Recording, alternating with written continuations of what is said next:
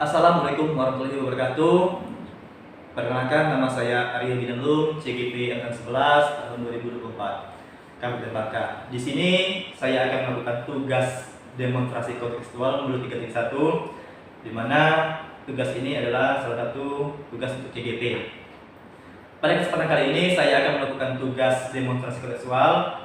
Saya akan mewawancarai salah satu pimpinan yang ada di tempat saya bekerja. Baik Pak Margono, apa kabar? Alhamdulillah luar biasa ini. Baik Pak, izin Pak, di sini saya melakukan tugas demonstrasi kontekstual untuk CGP Pak, yaitu melakukan wawancara terhadap pimpinan Pak sekolah. Iya, silakan. Nah, di mana tujuannya adalah terkait dengan pengambilan keputusan dilema etika dan rujukan moral. Oke. Silakan. Bisa mulai Pak? Bisa, silakan. Oke. Baik Pak, selama ini Pak, bagaimana Bapak dapat mengidentifikasi kasus-kasus yang merupakan dilema etika atau rujukan moral Pak? Dalam kasus-kasus yang merupakan dilema etika dan rujukan moral ini biasanya adalah kasus-kasus yang melibatkan lebih dari satu kepentingan, bukan hanya nantinya kepentingan personal ya, tapi juga mungkin juga bisa kepentingan daripada komunitas atau kelompok-kelompok tertentu. Itu yang merupakan identifikasi. Jadi kalau misalkan ada perbedaan daripada personal ataupun kelompok, itu berarti merupakan suatu dilema ya, untuk mengambil keputusan di sekolah. Baik Pak, selama ini bagaimana Bapak menjalankan pengambilan keputusan di sekolah, terutama untuk kasus-kasus di mana ada dua kepentingan yang sama-sama benar atau sama-sama mengandung nilai kebajikan? Ya jelas, kalau misalkan dalam pengambilan keputusan itu tidak begitu urgent daripada akibat pengambilan tersebut, biasanya bisa langsung kita putuskan karena kita sebagai kepala sekolah termasuk manajer daripada satuan pendidikan ya, itu bisa ambil keputusan. Tapi kalau misalkan kira-kira akibat daripada pengambilan keputusan itu nantinya melibatkan banyak orang, baik di internal maupun di luar internal, kita biasanya melakukan musyawarah. Pertama itu dengan memanggil daripada wakil-wakil dulu, kemudian setelah kira-kira kita bisa mengambil suatu keputusan yang tepat, itu kita musyawarahkan lengkap dengan dewan guru maupun staf TU. Baik Pak, dari Bapak jelaskan tadi, langkah-langkah atau prosedur seperti apa yang bisa Bapak lakukan selama ini Pak? Jadi prosedur sebenarnya gampang aja lah ya, tidak perlu berbelit-belit. Jadi kalau misalkan ada suatu dilema etika melibatkan misalkan dua orang guru mungkin berselisih paham ya, kita biasanya mengambil interpersonal dulu. Kita panggil satu guru, kemudian kita panggil guru yang lain, kita cross check.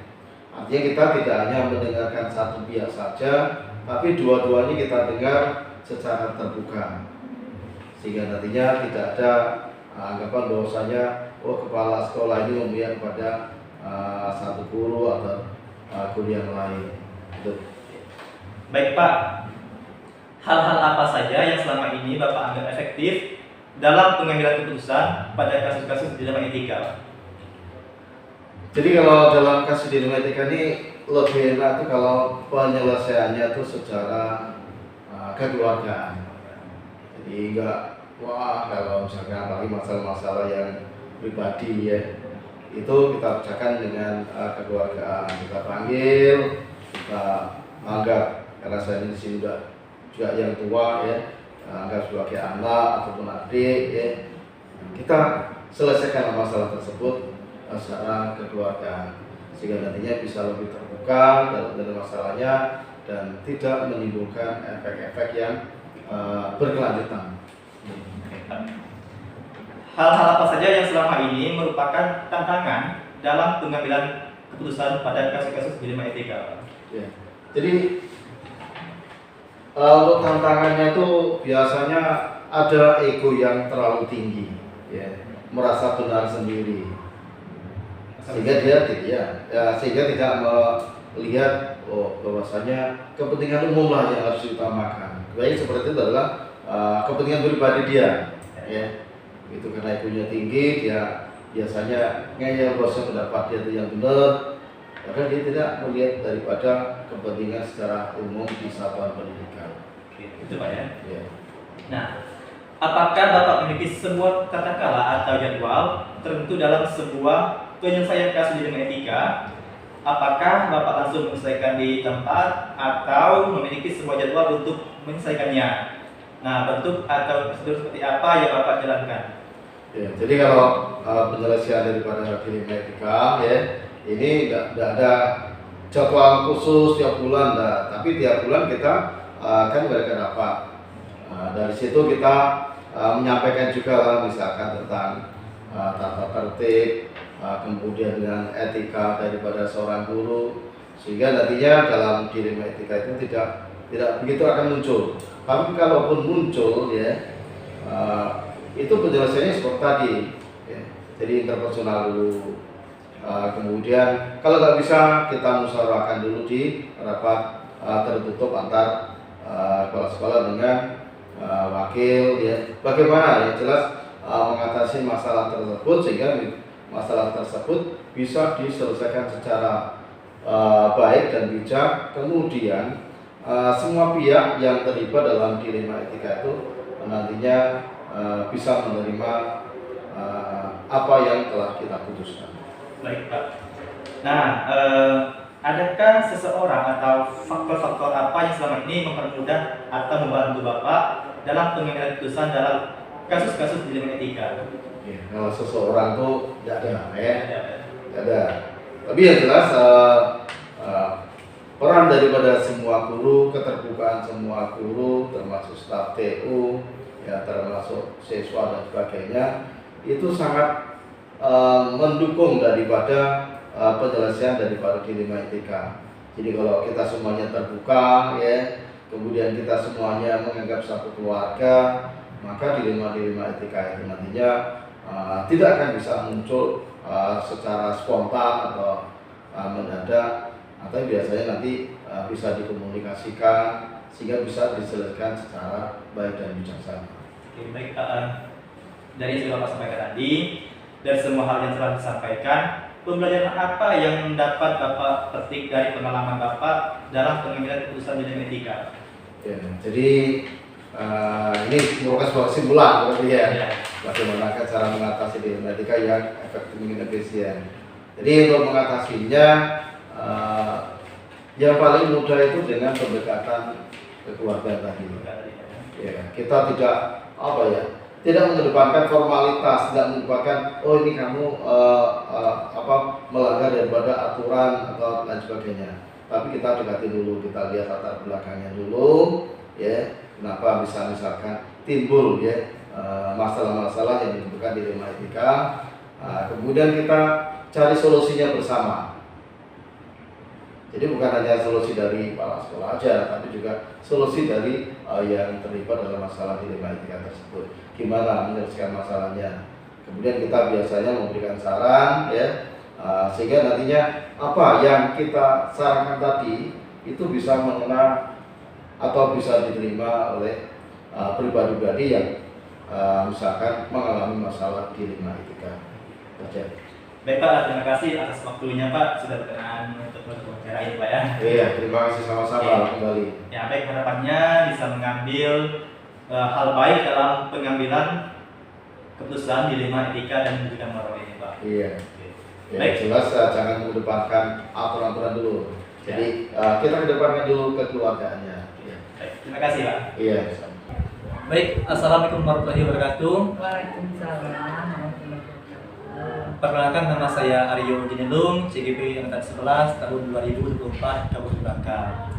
Pada kesempatan kali ini saya akan melakukan tugas demonstrasi kontekstual. Saya akan mewawancarai salah satu pimpinan yang ada di sekolah sekitar. Nah, di sini sudah ada Ibu Buli. Apa kabar Buli? Alhamdulillah sehat. Baik Bu, kita berbincang sedikit Bu ya mengenai pengambilan keputusan dan dilema etika dan juga moral. Nah, izin Bu wawancara Bu ya. Iya. Boleh.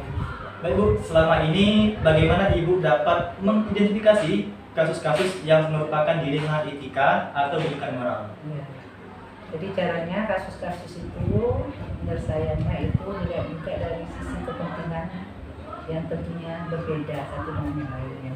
Jadi lihat dulu sisi mana yang salah satunya untuk misalkan permasalahan nanti lebih mudah nanti kalau kita tahu sisi mana yang kepentingan mana yang tentunya akan berbeda satu dengan yang lainnya. Gitu. Selama ini, bagaimana Ibu menjalankan pengambilan keputusan di sekolah, terutama untuk kasus-kasus di mana ada dua kepentingan yang sama-sama benar atau sama-sama mengandung nilai kebajikan? Ya, tentunya Ibu tidak mengambil keputusan sendiri.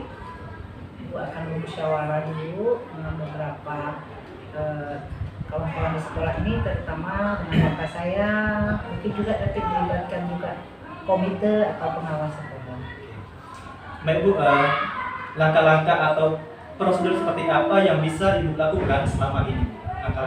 Langkah-langkahnya tentunya melihat permasalahannya dulu apa, tentunya kita akan memanggil ya, pihak mana yang ada permasalahan tadi, kita musyawarahkan dan kita juga minta pendapat dari orang lain, tentunya yang ada di dalam sekolah ini. Ya tadi Ibu bilang tadi kakak Ibu, bisa juga komite sekolah atau di pengawas sekolah, atau bisa juga dari dinas pendidikan kalau kasusnya itu terlalu rumit misalnya, untuk cari solusi yang terbaik.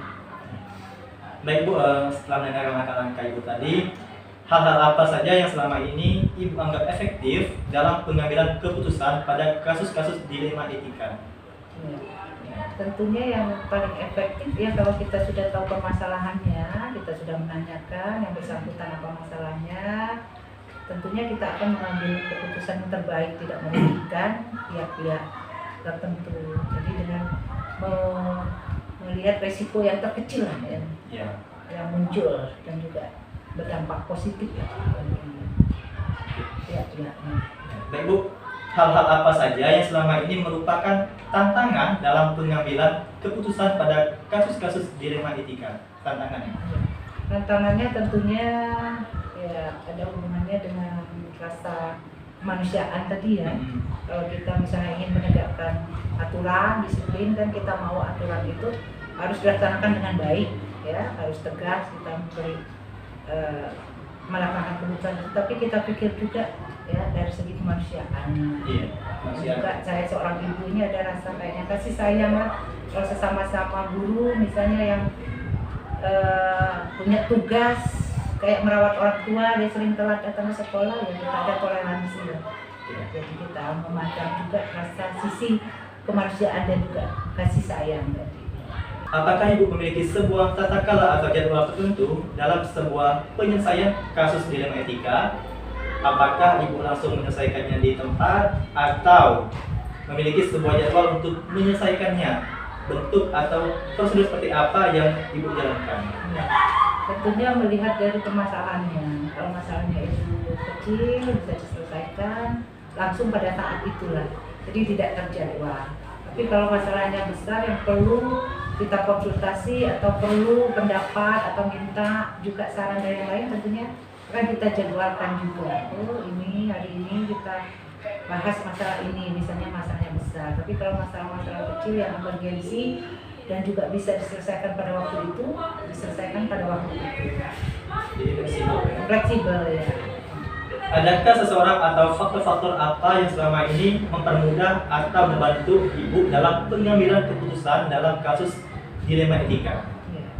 Tentunya yang membantu saya ya tadi rekan-rekan di sekolah ini ya seperti Bapak Ibu, Bapak kurikulum kesiswaan, guru BK, atau wali kelasnya, atau juga komite sekolah dan pengawas.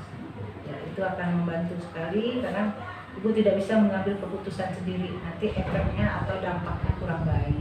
Jadi kita musyawarah dulu untuk mendapatkan hasil yang terbaik.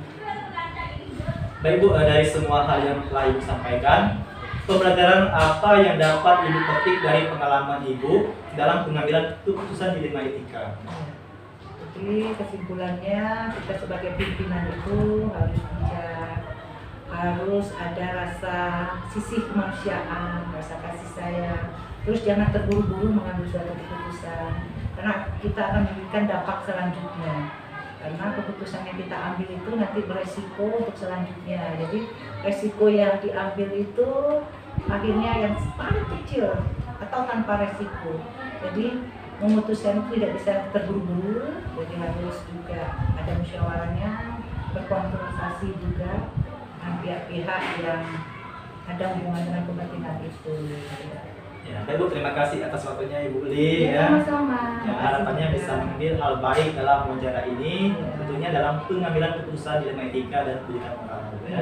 terima kasih. Baik, demikianlah hasil wawancara pada Ibu Uli selaku pimpinan dari UPTD SMP Negeri 4 Pengeliat. Wassalamualaikum warahmatullahi wabarakatuh. Waalaikumsalam.